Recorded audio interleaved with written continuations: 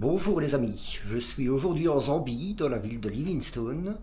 Je suis en ce moment même à l'hôtel Fairmont et je vais vous faire découvrir ma chambre dans cet hôtel. Voilà, donc ceci est la suite Queen Size. Donc c'est une chambre d'un niveau un petit peu supérieur de ce qui est proposé normalement. Donc elle est assez spacieuse comme vous pouvez le voir. Avec télévision, vous avez un réfrigérateur là-bas. Vous avez une penderie, la salle de bain avec les toilettes et la douche.